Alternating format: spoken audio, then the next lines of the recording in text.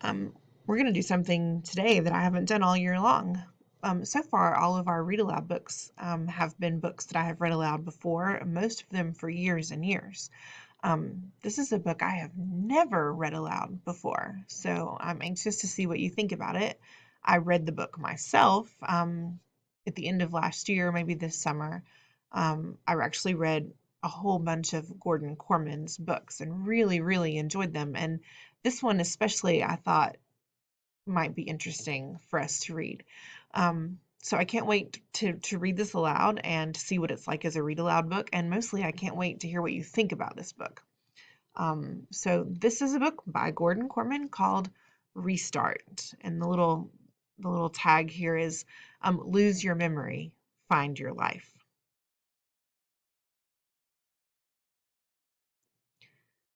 And so this was written for Levels Teen Center at Great Neck Public Library. Chapter 1, Chase Ambrose.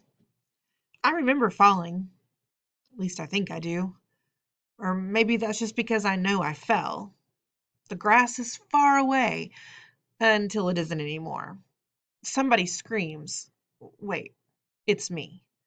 I brace for impact, but it never comes. Instead, everything just stops. The sun goes out. The world around me disappears. I'm being shut down like a machine. Does this mean I'm dead? Blank. The light is harsh, fluorescent, painful. I squeeze my eyes shut, but I can't keep it out. It's an explosion. Voices are babbling all around me. You can't mistake the excitement. He's awake. Get the doctor. They said he'd never. Oh, Chase! Doctor! I try to make out who's there, but the light is killing me. I thrash around, blinking wildly. Everything hurts, especially my neck and left shoulder. Blurry images come into focus. People standing and sitting in chairs.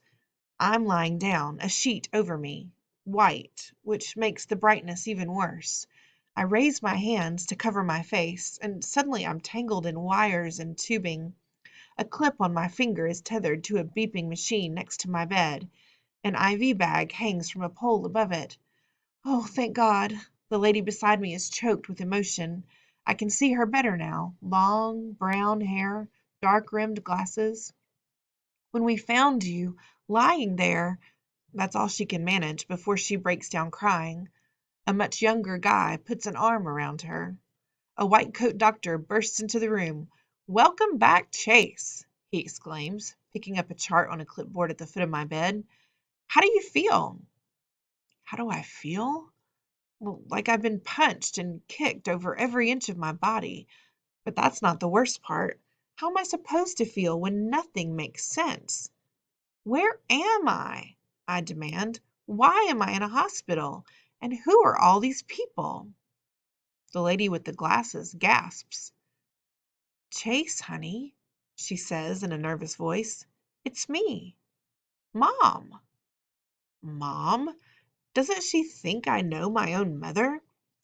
I've never seen you before in my life, I bluster. My mother is. My mother is. That's when it happens. I reach back for an image of Mom and come up totally empty. Ditto Dad, or home, or friends, or school, or anything.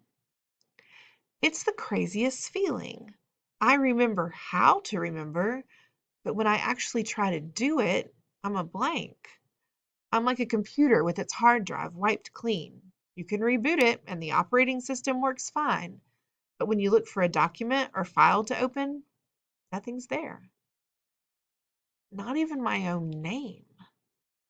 Am I Chase? I ask.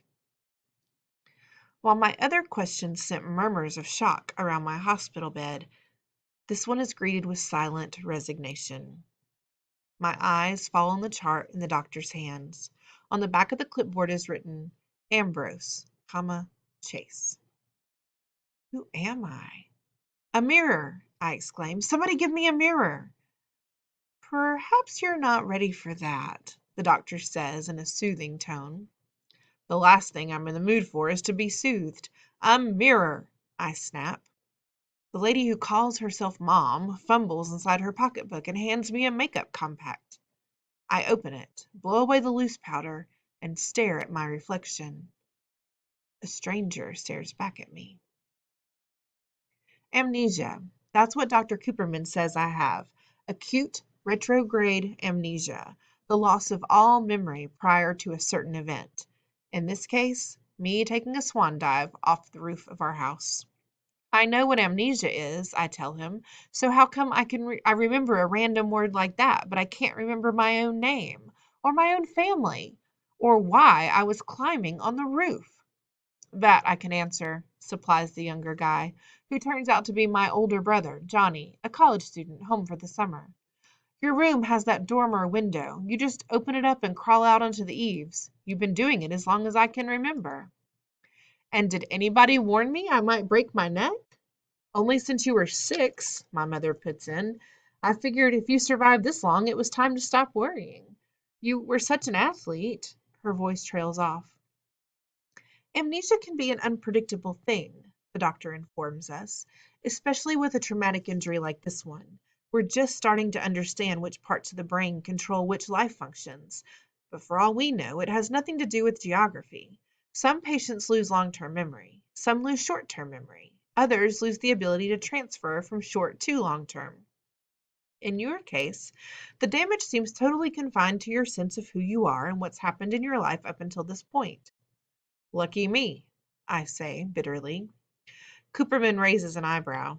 Don't knock it. You remember more than you realize. You can walk and talk and swallow and go to the bathroom. How'd you like to have to relearn everything, even how to put one foot in front of the other? The bathroom part is definitely an upgrade. They say I was in a coma for 4 days before I woke up. I can't say how the bathroom side of thing was taken care of during that time, but I'm pretty sure I had nothing to do with it. And maybe I'm better off not knowing. The doctor checks a few readings on my monitor, making notes on my chart, and then regards me intently. Are you absolutely certain you can't remember anything at all from your life before you regain consciousness? Once again, I peer back into the nothingness that's where my memory is supposed to be. It's like reaching into a pocket for something that should be there, but isn't. Only that something isn't keys or a phone. It's your whole life. It's bewildering and frustrating and terrifying at the same time. Try harder, I push myself. You didn't just whoosh into being when you came out of that coma. You're in there somewhere. A vague image starts to form, so I bear down, concentrating with all my might, trying to wrestle it into focus. What is it? Johnny asks breathlessly. At last the details sharpen into view. I see a little girl, maybe 4 years old, wearing a blue dress with white lace. She seems to be standing in some kind of garden. At least, she's surrounded by greenery. Well, there's this girl, I began, struggling to keep the picture in my head. Girl? Cooperman turns to my mother. Does Chase have a girlfriend? I don't think so, Mom replies. It isn't like that, I insist. This is a little kid. Helene? My mother asks. The name means nothing to me. Who's Helene? Dad's kid, Johnny supplies. Our half-sister. Dad. Sister. I search for a connection between these words and the memories they should trigger. My mind is a black hole. There might be a lot in there, but it can't get out. Are the two of them close? Cooperman inquires. Mom makes a face. Doctor, after the accident, my ex-husband came to shout and accuse and punch the emergency room wall. Have you seen him here since then, while his son lay in a coma? That should give you an idea of the relationship between my boys and their father and his new family. I don't know any Helene, I volunteer, but you can't go by me because I don't know anybody.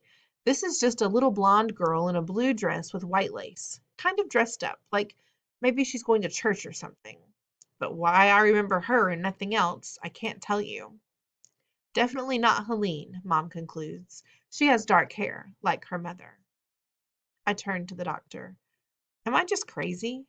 Of course not, he replies. In fact, this little blonde girl suggests that your memory isn't gone at all. It's only your ability to access it that's been damaged. I believe that your missing life will come back to you, or at least some of it will. This girl might be the key. I want you to keep thinking about her, who she is, and why she's so important that you remember her when everything else has disappeared. I honestly try, but there are too many other things going on now. Now that I'm not dead, the hospital is suddenly in a big hurry to get me out of there. Dr. Cooperman runs tests on every part of me except my left earlobe. Turns out my brain may be short-circuited, but the rest of me still works. So how come I ache all over? Muscular is his diagnosis. From the fall, or should I say, he chuckles at his own joke, the sudden stop at the bottom. Every muscle from nose to toes tenses up from that kind of shock.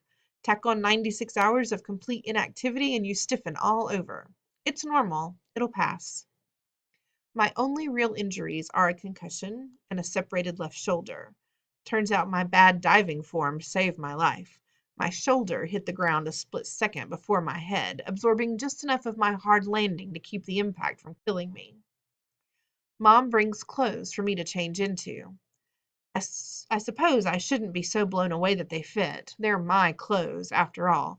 But of course they're new to me. I can't help wondering if I have a favorite shirt or a super broken in pair of jeans. I don't remember the car either, a Chevy van, or the house.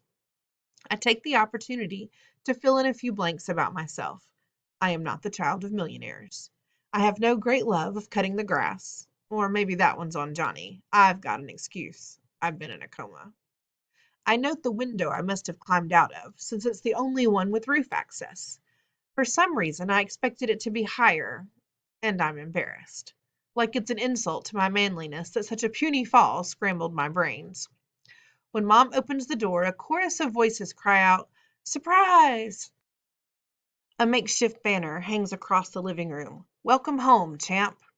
A heavy-set man, about Mom's age, steps forward, enfolds me in a crushing bear hug, and rubs his knuckles up and down my head.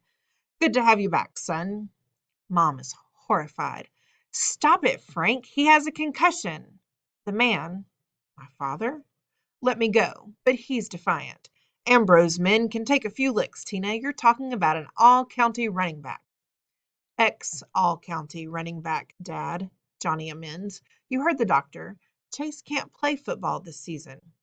"Dopey doctor," my father snorts. "What does he weigh? 140 soaking wet?" He faces Mom. "Don't turn him into a wimp like you did with Johnny." "Thanks. That means a lot," my brother said dryly. "Why are you here, Frank?" My mother is quickly losing patience. "How many times have I asked you not to use your key anymore? This is not your house, and it hasn't been for a long while." "I pay the mortgage on this place," he growls. All at once the cloud lifts from his face and he's grinning. "Besides, we had to be here to welcome home the conquering hero." "Falling off a roof doesn't make me a hero," I mumble. I can't put my finger on it, but there's something about my dad that makes me nervous. It isn't physical. In fact, for a middle-aged guy, he's pretty energetic and spry, despite the paunch and the thinning hair. His smile is totally overpowering. To see him is to want to like him. Maybe that's the problem, I decide. He's too confident that he's welcome everywhere, and going by Mom, he isn't. Not here, anyway. He's brought his new family, a wife named Corinne, who doesn't look much older than Johnny, and Helene, my 4-year-old half-sister. Mom was right. Helene's definitely not the girl in the blue dress. It's no big deal, I guess, but I'm disappointed. I was kind of hoping for one thing in my life to be connected to reality.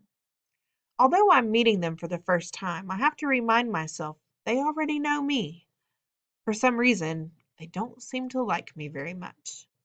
Corinne hangs back, and the little kid stays firmly attached to her mom's skirt. They look at me like I'm a time bomb about to go off in their faces. What did I ever do to them? My father seems to be settling in for a long visit, but Mom's having none of that. He has to rest, Frank, she says. Doctor's orders. What? He's chopping wood? He's resting. Alone, she insists, in his room where it's quiet. He sighs. Ants at a picnic. That's what you are. He hugs me again, squeezing slightly less this time. Great to have you back, champ. Sorry it couldn't be more of a celebration, but Nurse Killjoy over here. He inclines his head in my mother's direction. I stick up for her a little. She's right about the doctor. He said I have to take it easy because of my concussion. Concussion, he snorts. When I played football, I got my conch bonked plenty of times. You rub a little dirt on it and you're good. Corinne appeared at her husband's elbow. We're so glad you're okay, Chase. Come on, Frank. Let's go. I feel like I have to feel the hostile silence that follows, so I lean down to my kid sister. That's a nice doll you've got there. What's her name? She shrinks back like I'm about to eat her. Eventually, Dad's gone, taking Corinne and Helene with him. Johnny goes out to meet some friends, and Mom orders me upstairs to get a head start on the relaxation that almost caused a civil war. She has to show me which room is mine, because I don't remember any of it. Not the wooden staircase with the faded floral runner up the center, not the narrow hallway with the low ceiling, not the wooden door with the crack down the center panel. My mother sees me evaluating the damage and is momentarily surprised by my surprise. Then she tries to explain it away. It's probably my fault. I always let you and your friends play sports in the house. You're too big for that now, or the house is too small. Which sports? I ask.